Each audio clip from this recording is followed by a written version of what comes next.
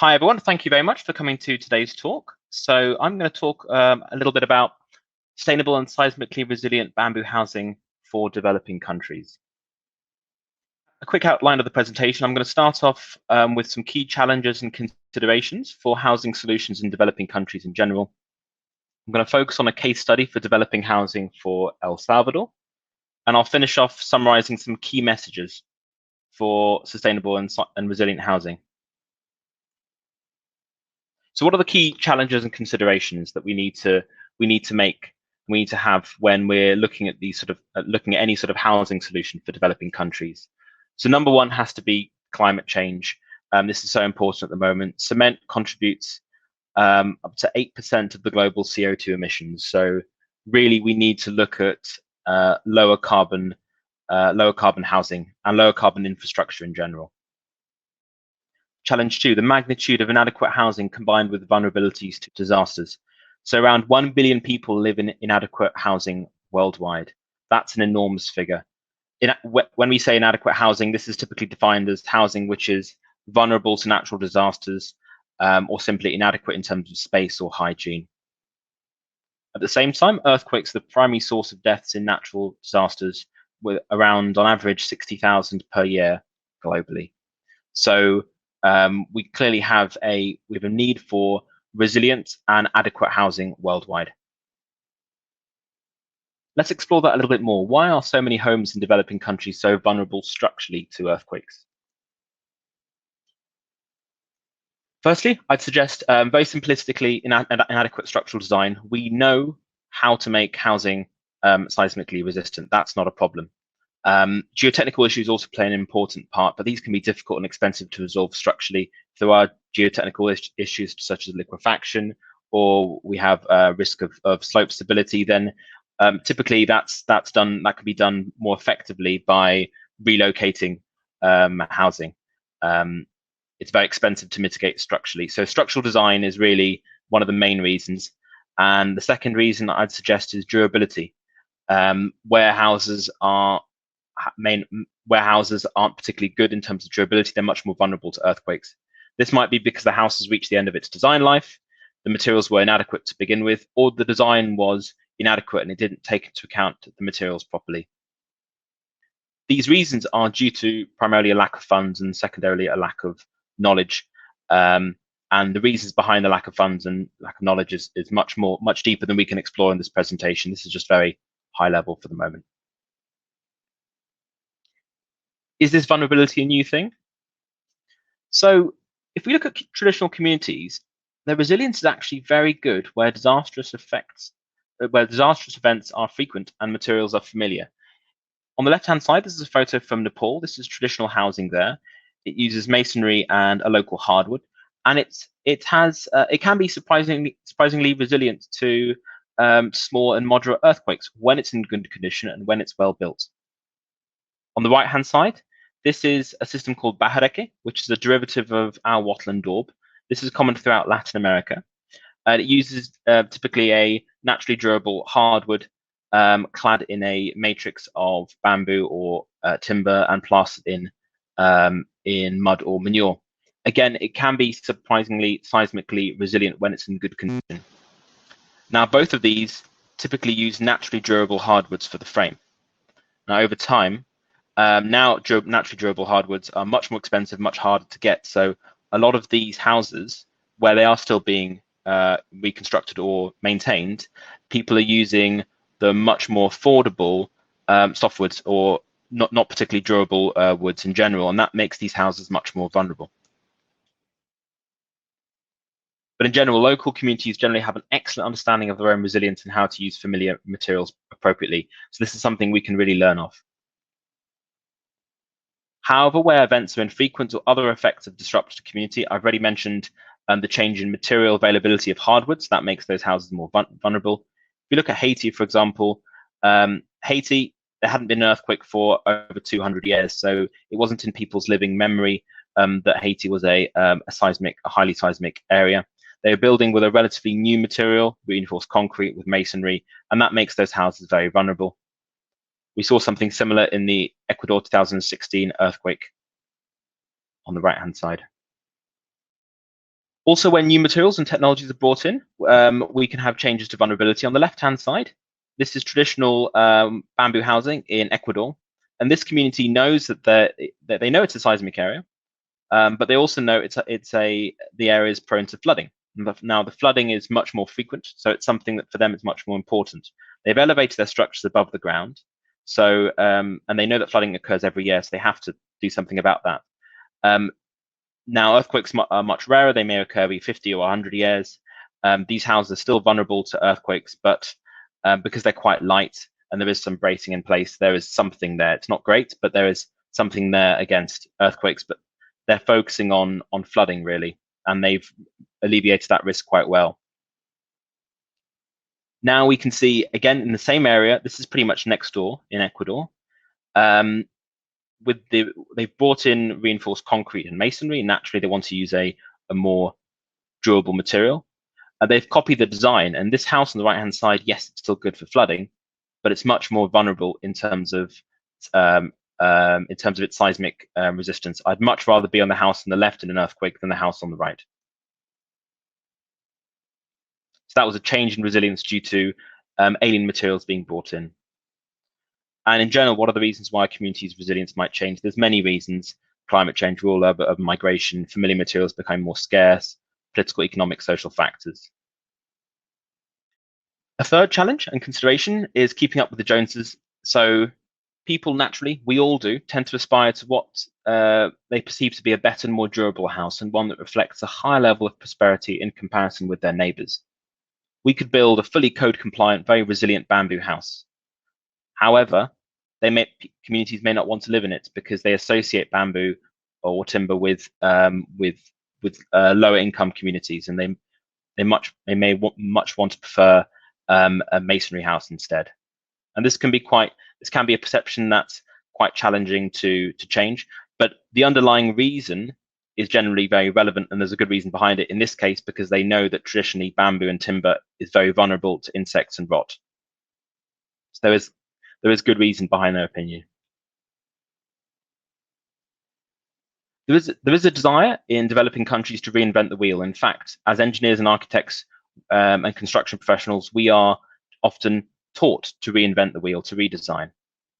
And what we see in generally after every large disaster, people try and bring in alien technologies, and they think that the solution to Nepal's housing crisis is plastic bottle houses. This does occur after every earthquake. We see this. We see plastic bottle houses, tire houses, super adobe, container housing. All of these are generally very inappropriate for many reasons. Firstly, many of them are actually seismically very unsafe. They often don't use materials very well. They're trying to use materials which really should be recycled rather than used for houses. The communities don't want these kind of houses. They're alien to them. They can't adapt them. They won't work thermally for them. There's just many problems. And for that reason, in general, all of these solutions are invariably failures. We should just remember that the developing world is not a place for us to experiment with in architecture or engineering. That's just not fair. So are we always building back better in developing countries, especially when using natural, sustainable materials such as timber, bamboo, and earth? Not necessarily. We do see quite a lot of issues. A lot of this is around seismic resistance and durability. So beware much of the published guidance available, especially regarding those two topics. And it's because these are quite new materials, timber, bamboo, and earth. And so it's very easy to come across a document which may look like it's professionally authored, but unfortunately, the science isn't really there. So just something to watch out for. The final point to be aware of is, in terms of the key challenges and considerations, is that most new construction in developing countries is actually self-built. The numbers are difficult to find, but it might be in the region of 95% is self-built, and the remainder is government or NGO built. Modern code-compliant houses are normally beyond the technical knowledge and purchasing power of fully self-built construction. People don't have the money, and they don't yet have that knowledge to build those houses. We need to be realistic with what market we're targeting. There isn't a one-size-fits-all solution.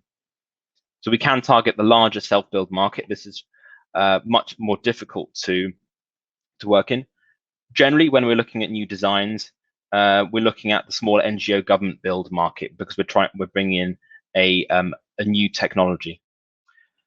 So now I'm going to give a case study that we've been working on for the past 10 years, which is developing a seismically resilient and sustainable housing system for El Salvador. This was a multidisciplinary project involving key contributions from many organizations, and thank you to everyone who's contributed. A little bit about El Salvador. It's a small country around the size of Wales in Central America. It's very highly seismic. It sits on the Pacific Ring of Fire, so it's as seismic as California. It's very mountainous as well, so there's high risks of landslides, and it has a hot tropical climate, so it's very aggressive for natural materials such as timber and bamboo. In terms of housing that low-income communities live in, many live in adobe or this wattle and daub system known as Bahadeki on the left-hand side, and many still live in shacks since the end of the Civil War around nearly 30 years ago now. So there's a big demand for resilient housing. So over the past 10 years, we've been working with a local NGO called Fundación Redes to develop a more sustainable form of construction for housing in rural and peri-urban areas. That is seismically resistant. That's very important. Simple to construct using semi-skilled labor, but with the ability for NGO technical support. So we're not looking for fully self-build construction. We're looking for a housing that can have some technical support by the NGO or by the government. It needs to be able to be constructed in poor soil conditions because the soil conditions there are very rare. It's got to be durable and low maintenance, at least a 30-year design life. It's got to be cost effective.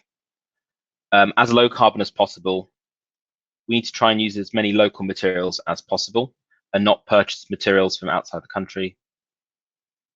Culturally acceptable is essential, so the community accept it. Thermally comfortable in a very hot climate.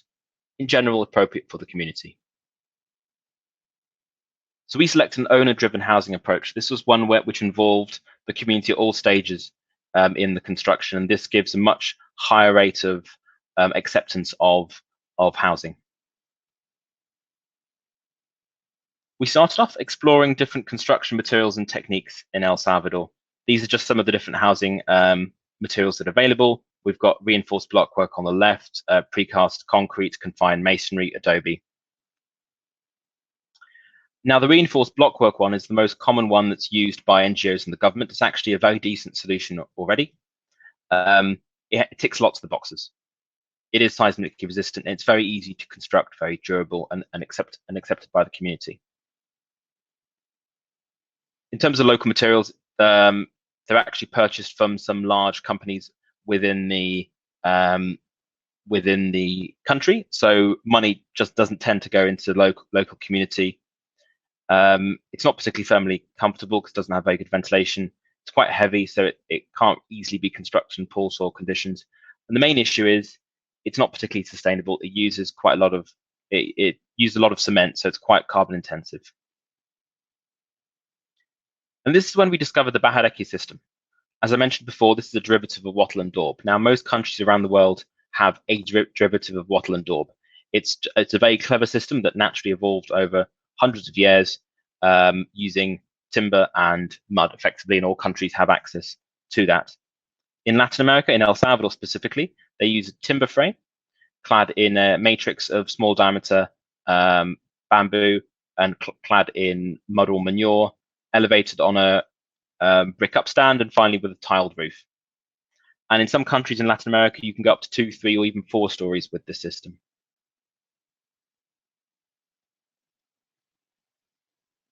It has very good behavior in earthquakes when it's in good condition. So on the left-hand side, this is a photo of a Bahrain house in Colombia. It's over 100 years old, and it's withstood several large earthquakes with little damage. On the right-hand side, this was taken after the 2016 earthquake in Ecuador, and you can see there's some damage to the facade, but generally the structure was intact. But only when it's in good condition. This was seen after the 2001 earthquake in El Salvador. Bahadeki houses that were younger than 10 years performed generally very well, and ones that were older than 10 years performed worse because of attack by insects and rot. And you can see that on the right-hand side, this is taken after the Ecuador earthquake. You can see the lower part of the wall, it's fully exposed to driving rain. Because of that, it suffered a lot of rot and insect attack. So luckily that house didn't fall down in an earthquake, but you can see it very nearly did.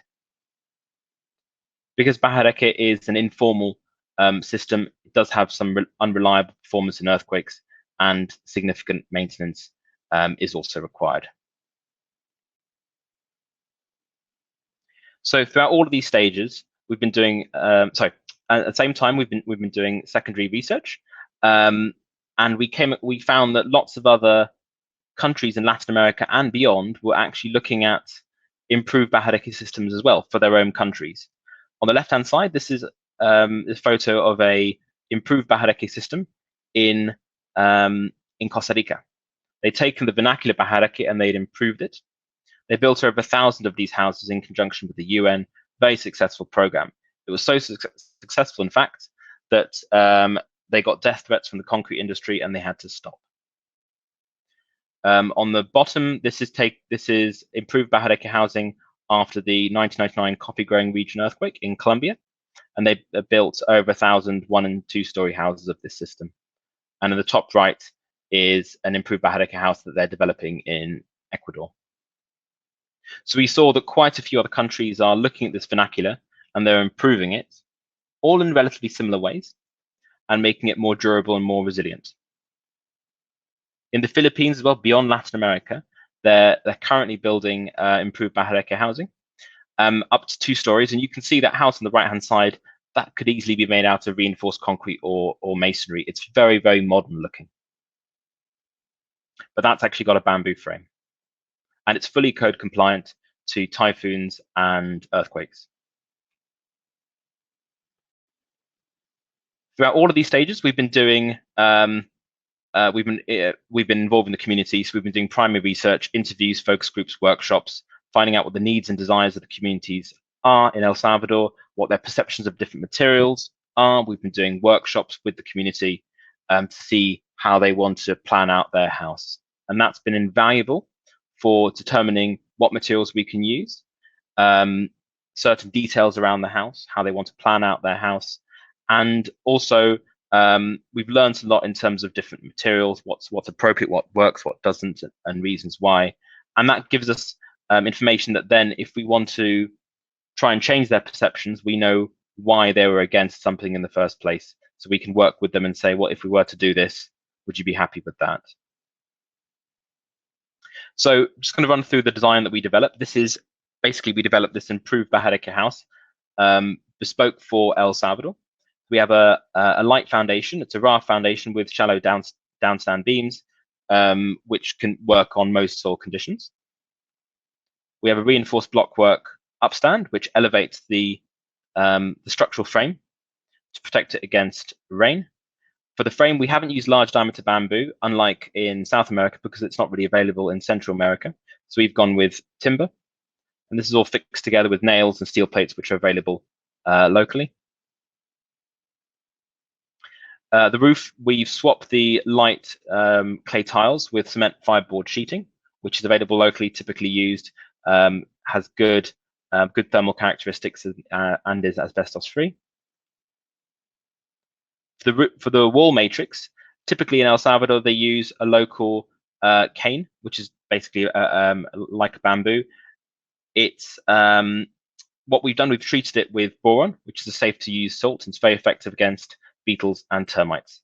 Boron is one of the best, basically the best chemical available globally to treat bamboo against insects. However, it washes out with rain, and that's why you can't leave that bamboo in exposed conditions. And this particular cane grows to maturity within 9 months, and it's harvested direct from local farmers. And we make sure that when we're harvesting, we're harvesting in a sustainable manner. We're not just cutting down areas and then which could lead to landslide issues or slope stability issues. That cane is nailed to the frame, and finally we have a chicken mesh over the cane, and finally that's plastered with a thin layer of cement render. We've opted for cement because that's what gives us the durability and strength. We are looking at cement replacements such as lime at the moment. This wall itself ends up being about 40 mil of cement mortar, which is about a third to a quarter of the mass of the original 150 mil mud walls of Bahadeki housing. So it's much, much thinner. So this is the improved Bahadeki system which we've come up with. Basically, to summarize the improvements we've made on the vernacular, we've treated the bamboo and the timber reliably against insects. We've engineered the connections so they're all able to resist the loads, the seismic loads. We replaced that mud with a more durable cement render. We reduced the mass overall to less than a quarter of the original by making the walls thinner and by also removing the cement, the clay tiles on the roof. A key point in terms of design for durability, and this is something that we see a big issue in developing countries when using bamboo or timber, and this is whether the bamboo or timber is exposed to driving rain. In tropical countries, rain doesn't fall vertical, it travels horizontal with wind. So the rule we recommend is if you take your roof and you draw a 45-degree line, where that line hits the wall, everything below that, if it's bamboo, even if it's treated with boron, will have limited durability. And very few timbers, some timbers are naturally durable for those conditions, but there are very few. So generally, this is something we need to avoid. And so that's why we've avoided that in the design of this house. So to summarize what we've done in terms of durability, this is our finished house. We have risk of water from the ground, from flooding, from splashback, driving rain. We have a good roof. We have a good roof overhang and a gutter to avoid splashback. We've elevated the structure above the ground. We have a damp-proof membrane, a cement render to protect the frame, and that's painted as well. So we've seen that this system can quite happily get 30, probably 50 years of design life just by fully protecting the bamboo. And if you look at vernacular systems of Bahadeki, again, the bamboo and the timber is always protected by mud. It's never exposed. It's modern designs that try to expose timber or bamboo, and that's where we see rot very quickly. Fire is, of course, a risk. And with this system, it's currently codified for up to 2 stories. And so when we're talking about 2-story housing, fire becomes even more important. So it has been tested, and around 25 mil of mortar thickness can give you half an hour fire rating, alternatively 12 mil of gypsum plasterboard. And that fire rating in terms of compartmentation. How have we designed for sustainability? So firstly, we've maximized the use of cane and timber in the design. All materials can be locally purchased. We don't need to ship any in. We have a durable house. Design life is at least 30 years and with minimal maintenance. If you have a house that only lasts 10 years, you can't consider that sustainable because you have to use new materials to construct it. So design life is related to sustainability. It uses half of the cement of a conventional reinforced blockwork house. And end of life, the boron treated bamboo is not a risk. This is quite important. Often people want to use alternative treatments to bamboo, and many of them are actually very toxic. And communities will tend to use the offcuts of bamboo for firewood. And many of those treatment chemicals volatilize when you're burning them, and that's a health risk to them. Boron is one of the few very effective chemicals which doesn't volatilize, and therefore it doesn't pose a health risk to the community if they're burning it. Thermal comfort, this is very important, of course. So we had some specialists, some environmental specialists who advised on this. So we have got large openings in the windows that are at least 10% of the room area to enhance natural ventilation. We have at least two doors to provide some cross ventilation, a light roof, and a large overhang to reduce the solar gain. Openings in the apex of the roof and the eaves to allow a stack effect, and openings and fresh air, and the thermal mass of the walls. All in all, these houses are actually surprisingly cool, even during the hottest part of the day. So design of seismic loads. So this is quite a tricky part. So how have we designed this particular system? We've designed all the other aspects, but how do we know that it's seismically resilient up to the code level that we need? Starting off with outer plane loads. So the structure itself, the timber frame and the roof is actually quite light, so most of the mass is generated by the mortar. So for outer plane, we can very simply say that the cane has to span between studs and carry its tributary area of mortar. The cane spans the studs span vertically to the eaves beam spans outer plane. That can all be done on one sheet of A4 very reliably to code. So no analysis required, just handcuffs, and very reliable. For interest, we also did some shake table testing, and this was because we weren't sure what the risk of spalling of that mortar was, even if the frame could take it. So we tested the walls out of plane in Cambridge up to 1G PGA, which is roughly 2.5 times what you need to design for in El Salvador. And we found that the bond is actually surprisingly reliable. However, we weren't sure with thermal effects, this is a very hot tropical climate, after 30 years, how well that would stay bonded. So because of that, we've introduced this chicken mesh to keep the mortar on the cane regardless. And that has also some big benefits in terms of the in-plane loads. So in-plane, how have we designed it? This is basically a coupled shear wall. Obviously, it's not codified. So we've done full-scale tests at Imperial College. We can easily derive the shear demand, and the push-pull loads, again, you can derive by hand, and you can easily work out the calculation. You can easily calculate the capacity of the tie downs by hand, so no complicated analysis required. But in terms of the shear demand, that's much trickier. So for that, we've done full-scale tests, and we found that actually these systems perform surprisingly well. Quite good hysteresis, where there was shear cracking in the mortar, but the chicken mesh actually gave quite a ductile response. And you can see the performance was way above our design load.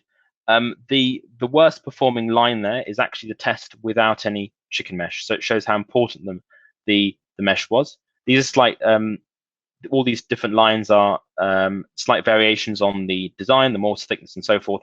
We have ended up choosing the blue line, which has the best performance.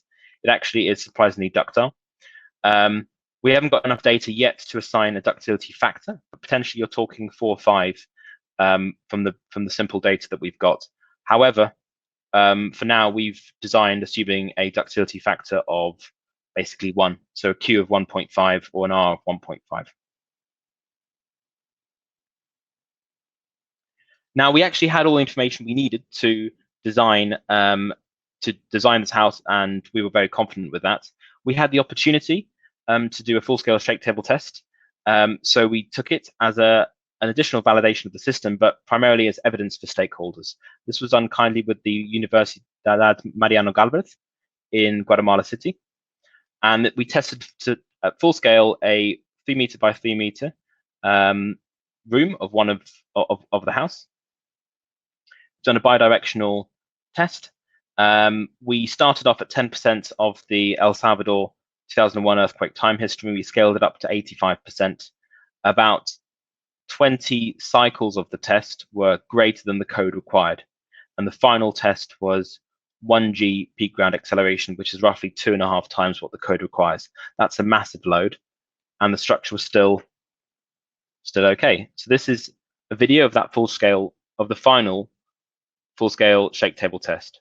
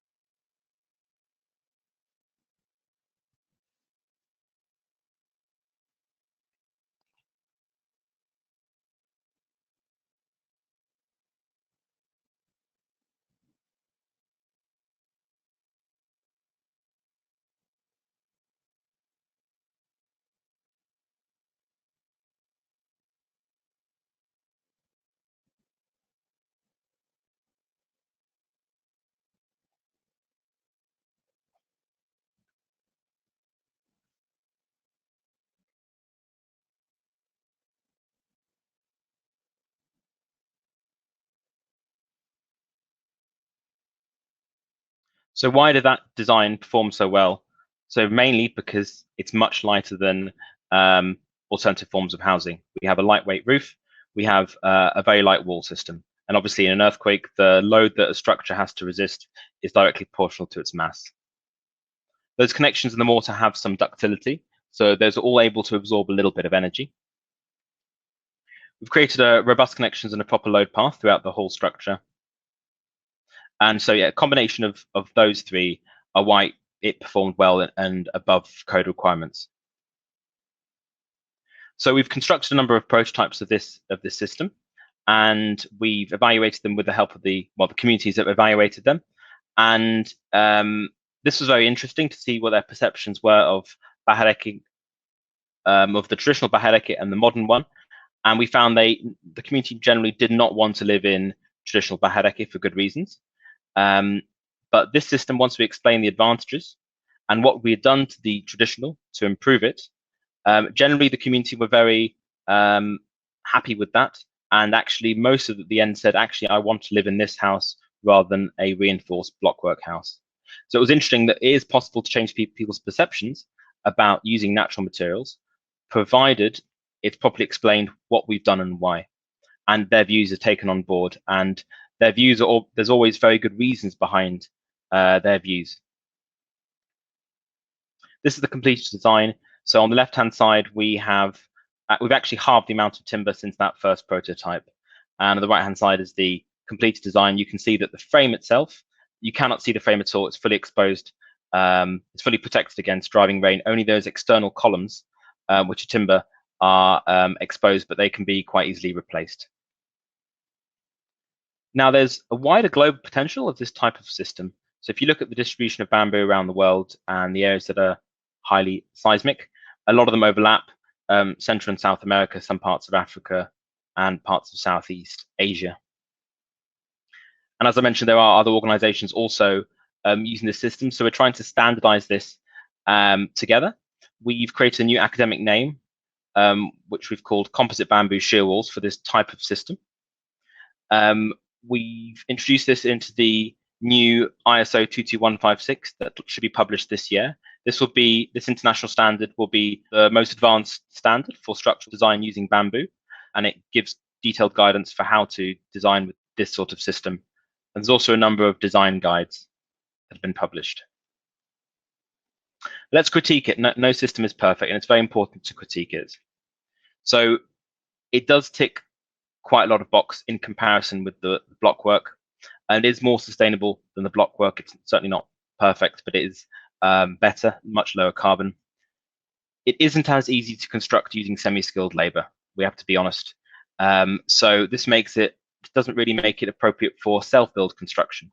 So if we compare it against that blockwork system, which is a very good system, that is simpler to construct and extend, can be several stories.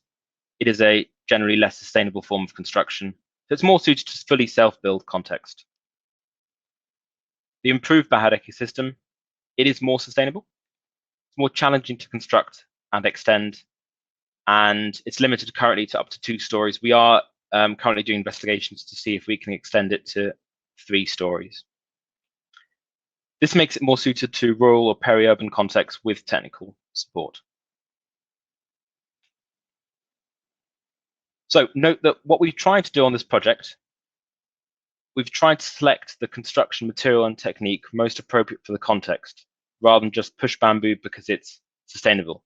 We've tried not to fit a square peg in a round hole. It's very easy to say we have to use bamboo, we have to use timber, we have to use earth or other natural materials, and to push that into a context.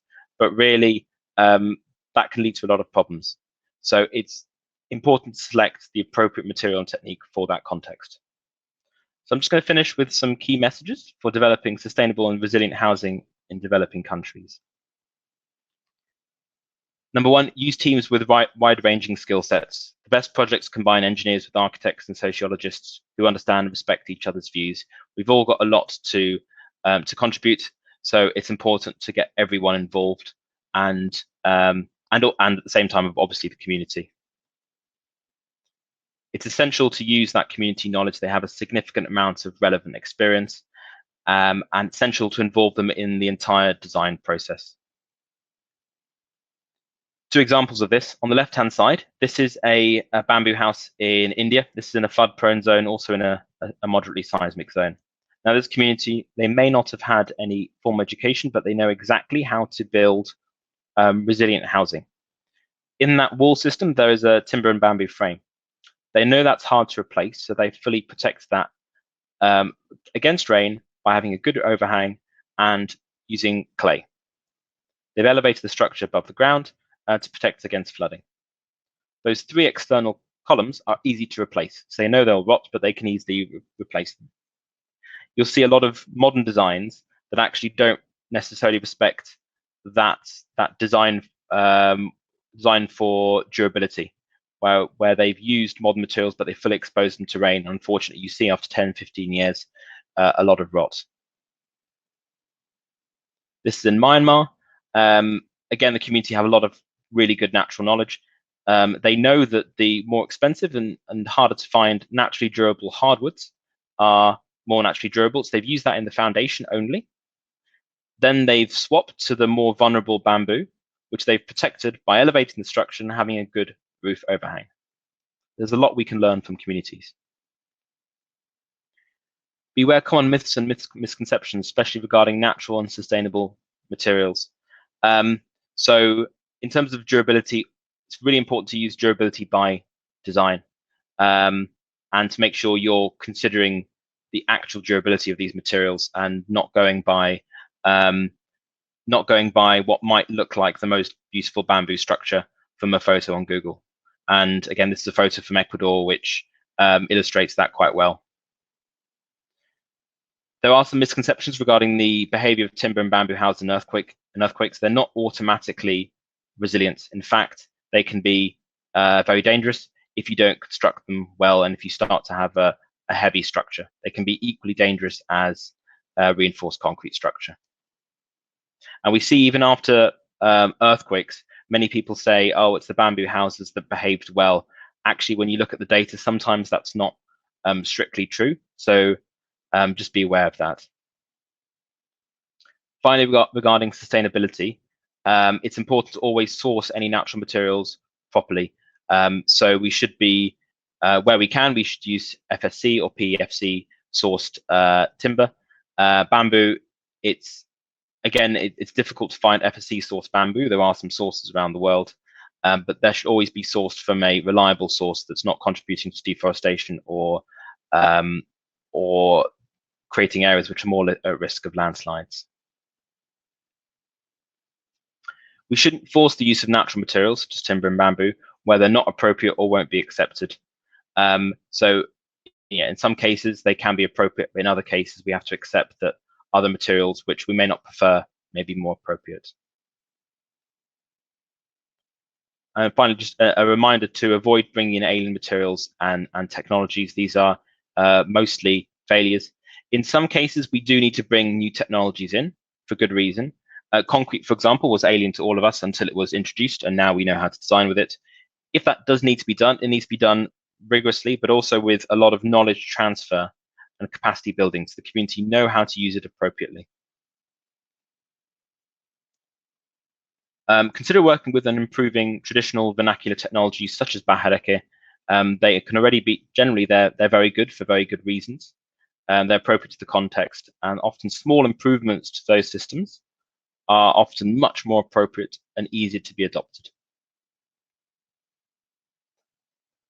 And finally, there is no one-size-fits-all solution worldwide. Context needs to drive the solution. For example, post-disaster, the international NGO sectors tending towards using cash instead of providing materials or housing for affected communities. This can be much more effective. Obviously, it can have its downsides and its issues, but generally you can provide that help quicker to many more people. In some cases, for self-build construction, we need to ensure those houses are easy to build. And when we're looking at NGO built, government built, then it can be a little bit easier to introduce new materials and sustainable materials. Thanks to all those involved in this project, and please feel free to contact with me with any questions, and I'll just leave you with some further reading if anyone's interested. Thank you very much. Great, thank you, Seb. So we've got around about half an hour now for a Q&A. So do keep the questions coming in. And just to kick off, you did show a slide showing the sort of distribution or the availability of bamboo in Latin America, but how accessible is it in terms of cost, and maybe compared with Adobe, for example? Well, Adobe can be free depending if you have it locally. Bamboo, it tends to be relatively inexpensive in some countries, but in other countries, in Latin America, it's not as cheap as we might think, especially if you need to get properly treated and graded. So it varies in cost, but it's generally relatively cost-effective material. It's difficult to compare with Adobe though, because Adobe, if your soil type is correct, then effectively it's free if you've got it nearby. But Adobe naturally by itself is very seismically vulnerable. So we're trying to improve vulnerability there. Great, okay.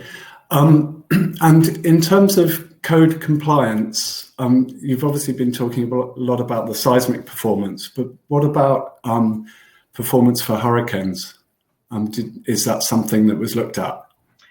Yes, sorry. So I forgot to mention, in Central America, they don't tend to have strong winds because hurricanes tend to die as they approach land in that particular region. So we don't actually have big winds that we need to design for, luckily. Base Bahai have actually built two-story housing with the system in the Philippines, where hurricanes are very high risk. So I'm just going to stop my screen share. Yep. Is that stopped? Yes, sorry. Yeah, so Base Bahai in the Philippines have created two-story housing, which is fully code compliant to hurricanes and earthquakes. So it is possible to do. Basically, it needed slightly bigger foundations to weigh the structure down and good tie downs. Yeah, okay. And in terms of the timber you used, I mean, you mentioned about using timber from sustainable sources, but how easy is that actually to do in Latin America? So good question. So we tried to build something for El Salvador, but we've tried to make it open source, so anyone around the world can use it. We obviously strongly encourage the use of FSC or PEFC timber. In El Salvador specifically, it's quite challenging to get FSC treated timber. There are alternatives that we're looking at. For example, potentially from Guatemala, that's not ideal because you're shipping it across land. So sometimes it's difficult to actually find something that is really sustainable, and you end up having to give in to something.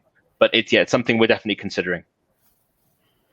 Okay, and did you do any kind of life cycle analysis for the whole system? We haven't specifically, but other organizations have done life cycle analyses for these sorts of houses, and I can happily share that with people afterwards. Okay, and presumably that's compared against some kind of baseline. Yes, typically the reinforced blockwork or concrete houses. Okay, great. And in terms of end of life for the housing, was that something that was also considered? So end of life, yes, well certainly, but like all materials, the timber and the bamboo can be basically buried. It can just be disposed of conventionally. We've tried to maximize that. We do have still other materials such as cement, and it's very hard to avoid, really. It's very hard to have a completely carbon neutral house. Parking carbon offset. It's very difficult to avoid cement in any modern house, to be honest. It's a challenge, and we have to work around that and look for alternatives, but currently it's very hard to avoid. Sure. Okay.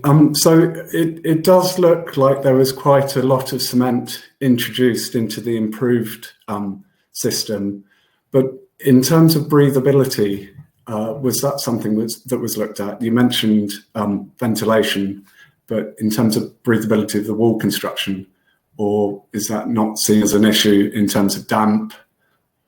Okay. Yeah. So firstly, compared with the Bahadeki system, yes, we've introduced cement, but the Bahadeki system doesn't give you anywhere near code compliance or durability.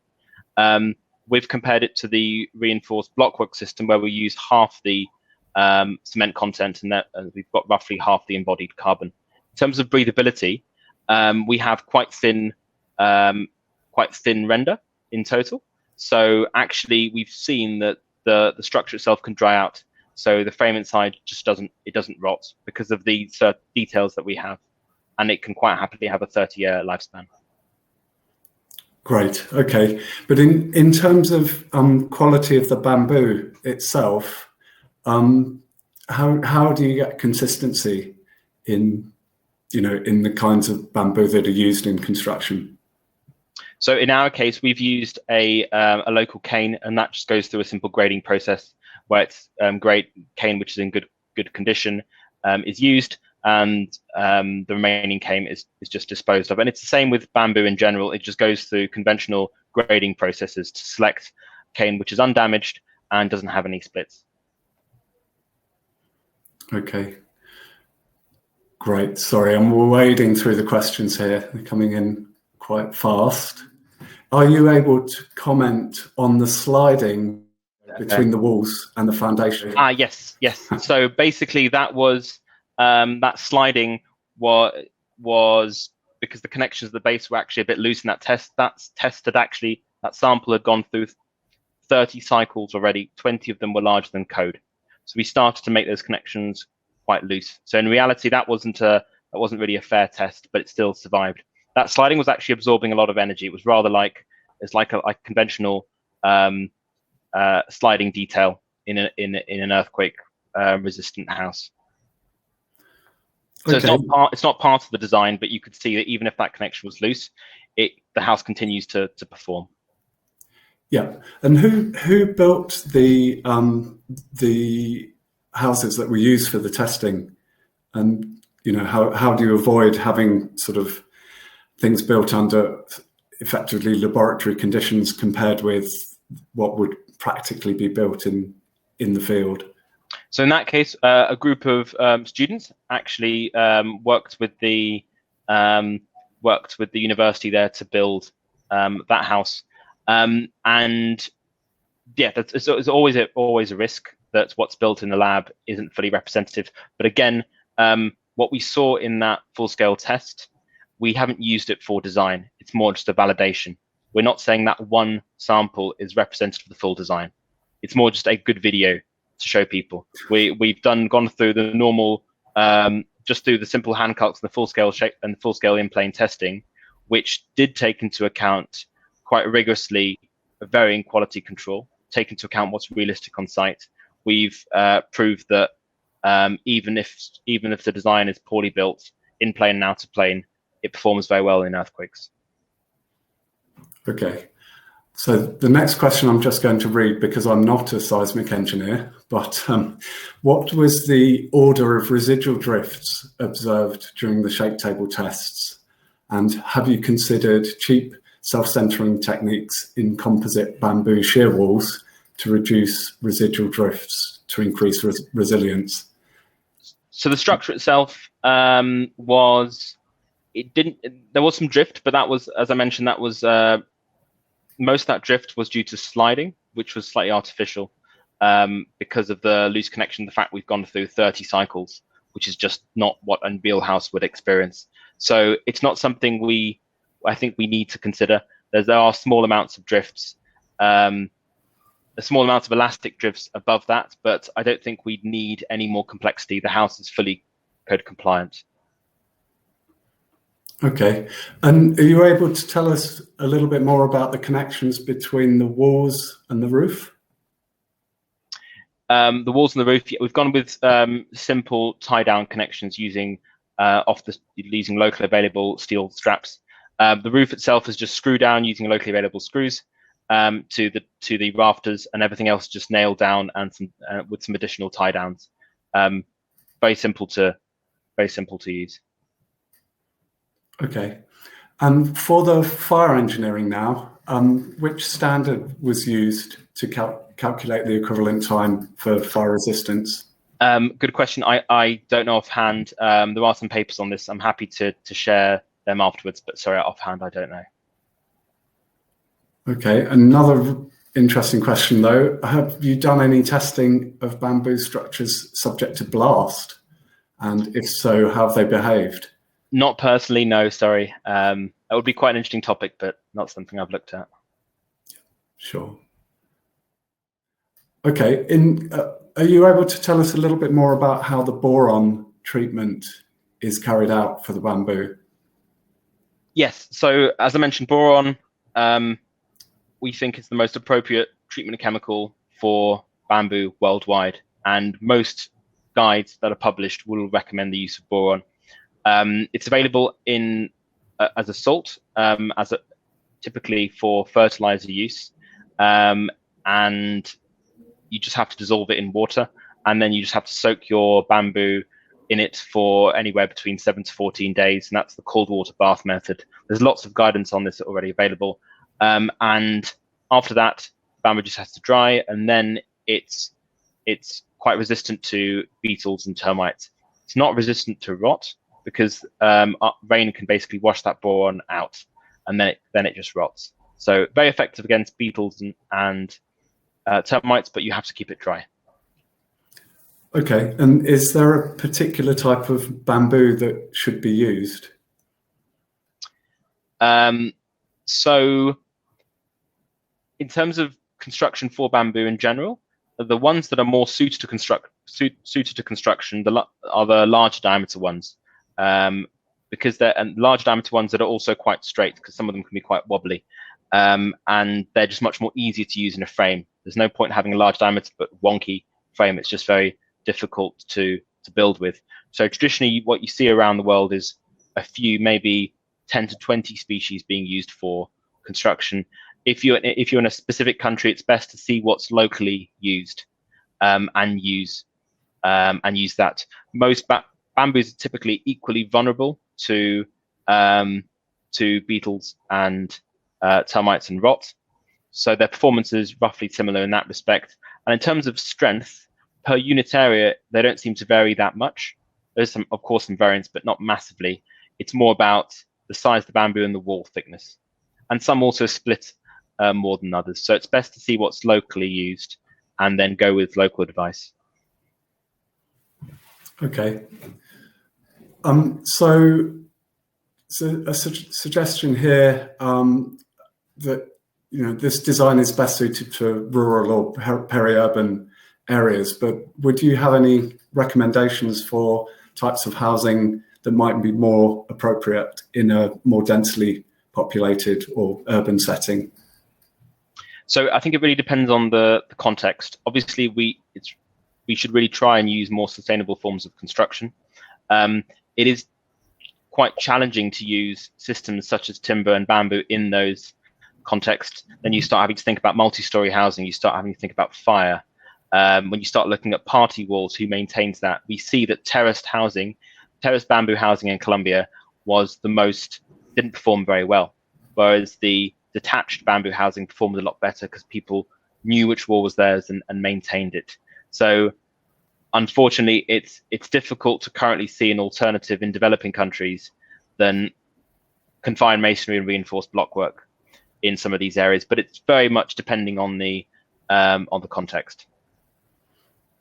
Okay, and you mentioned the example of the concrete companies issuing death threats and stopping the project. I'm just wondering what happened in the end in that example. That the project had to stop. So it's a pity because they may have continued to build many more houses, but they had to stop because of that. Okay. So we do see, unfortunately, corruption and also just the market in terms of prices sometimes means that it's difficult to introduce new materials. Yeah. And do you find that governments are willing to invest in bamboo sustainable housing? I don't think so, because governments and even NGOs tend to be risk adverse, and for good reason. I think it needs more smaller programs that gradually grow in size before people start to get confidence to be able to build more and more out of these. So it's a little by little approach. It would be very brave for a government or NGO to say, I'm going to build 100,000 of these houses tomorrow.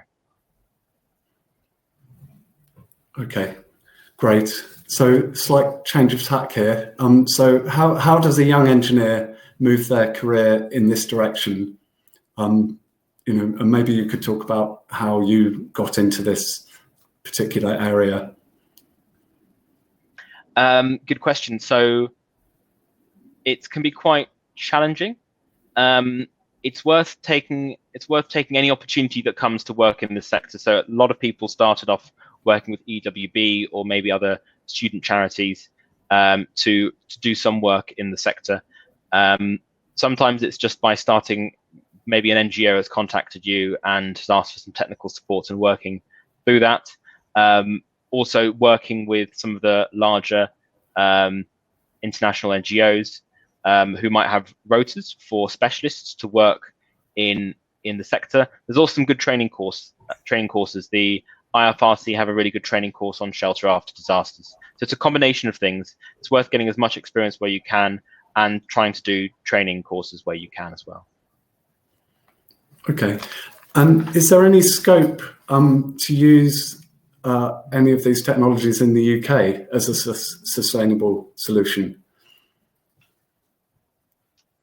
I think this particular technology, I can't see it being used. I don't think it's really appropriate for the UK. For the UK, we're seeing a growth in laminated timber, and so that's something where you see people now doing a lot of residential housing or office blocks using laminated timber, and people now exploring laminated bamboo. I think that's the direction where developed countries can use natural materials better. What we've designed is for a very specific context. We'll be honest with that. It's certainly not appropriate for many other contexts. I think this is more for rural areas in say Latin America and peri-urban areas. Okay, great. Okay, and you mentioned that you used a Raft Foundation with inverted masonry beams. What did you consider other foundation types for hilly terrain, for example? So we did look at a few other types. We felt this was the most appropriate. Of course, there might be other ones, and it's very much context specific. In this case, it's quite a light structure, so a raft works quite well with some simple downstand beams, and we think it's probably the most cost effective. But yeah, there may be other types available. Okay, and did you sort of look at them as a kind of cluster of houses, or just looking at individual houses? We've looked at individual houses. We've recommended these houses are detached. We're not recommending they're semi-detached or terraced for the same reason that I mentioned before. We've seen that in those houses, they're not maintained as well, and we start to have bigger problems regarding durability. Okay, great. And for the bamboo, do you, in terms of analysis, do you assume it's elastic, or and what design stresses do you work on? I mean, you mentioned the codes at the end of the presentation, but I don't know if you're able to talk any more about that. So bamboo, like timber, has to be designed for elastic stresses. It's a very brittle material. When people say bamboo is flexible and that's good in earthquakes, that's actually a myth. That's not really true. It's very, very brittle. You have to use elastic stresses. There is some guidance available in the iStructE technical papers, and also the ISO code will be published this year. So we generally recommend using one of those to look at design values and design methods. Okay, are you able to comment on the mesh size for the bamboo? The mesh size, sorry, as in? Sorry, the question just says comment on the meshing size of the bamboo or cane or the chicken mesh. Right. Okay. So in our case, we've gone with the timber frame is just 2x4 studs. The chicken mesh is just conventional off-the-shelf chicken mesh, about 1 inch in size. The cane is about 20 to 30 mil diameter. Okay, and the spacings perhaps? Spacing about 20 mil between canes. Okay. And then the thickness of the wall, including the plaster overall? So it's 60 mil, 40 mil of plaster with a 20 to 30 mil diameter cane. So you're looking at 60 to 70 mil shear wall system. So that's the composite shear wall system. 60 mil, 20 mil, 30 mil of the cane, 20 mil of mortar. Okay. And have you considered at all using hydraulic lime externally and perhaps clay plaster internally as an alternative? It's certainly it's a really interesting idea. We are looking at sort of using lime. The issue is that cement is what's most commonly used, and cement is what people want to use, and what it's much more easily available. However, of course, we should be looking at cement replacement, so we are considering that. I think in terms of clay inside, it probably still needs to be lime or cement. And there's other reasons for not using clay as well in that particular area. In Central America, you have a certain bug called chinche, which live in cracks in clay, and they transmit a life-threatening disease called chagas. So that's another reason why the Bahadeki system, it can be quite vulnerable to containing that specific bug because it uses clay. When we're using modern materials such as cement or lime, that's when you have fewer cracks and much lower risk of that disease. Okay, great. Okay, so last few questions now. Have you ever considered using bamboo for the frame of a greenhouse? And if so, would you have any recommendations? Not really. I haven't. Recommendations would be keep it dry. Basically, you have to keep it dry. If it gets wet, it'll rot very quickly. So make sure it's designed and detailed in such a way that it remains dry its whole life. Okay. And the last question on the screen is, how easy is it to do a cost comparison for different structural materials or embodied CO2?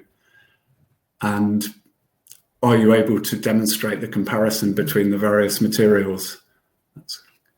That's a big question. Yeah, so we've done a cost comparison in terms of the block work. So our system costs the same as reinforced block work in Central America.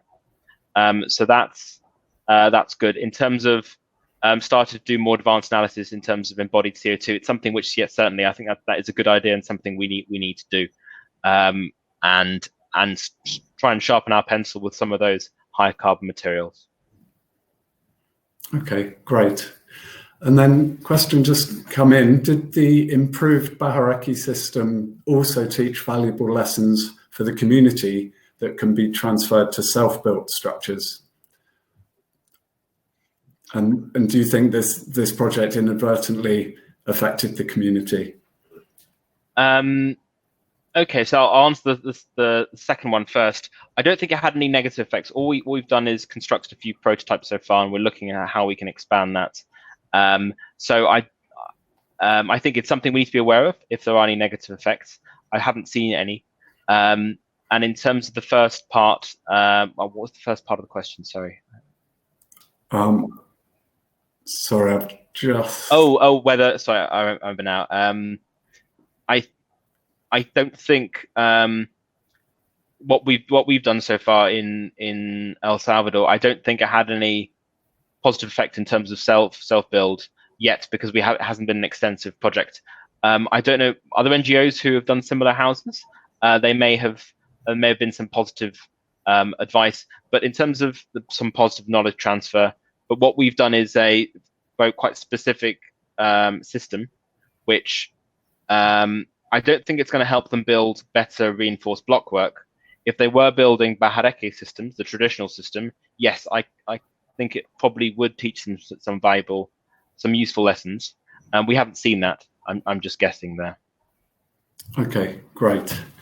And also, are you able to comment on how this system might compare with a system used in Pakistan using light gauge, lightweight steel sections and cement fiber boards? And that's a fairly specific question. I'm not familiar with the system, but again, I don't know what the wall infill is, because that's just mentioning the frame. The wall infill is really the key system that provides your facade, your protection, and your resilience against earthquakes. So if the system was if the wall infill system, then I would have thought it behaves in a similar manner. But if the wall system is different, then it would be very different. It's not really related to the frame. The behavior is more about the wall matrix. Okay, brilliant. So we've got a couple of more minutes if anyone wants to post a last-minute question. But I think we've rattled through all of the questions that have appeared so far. So we'll just have a pause for a couple of seconds. Unless you have any other comments, Seb.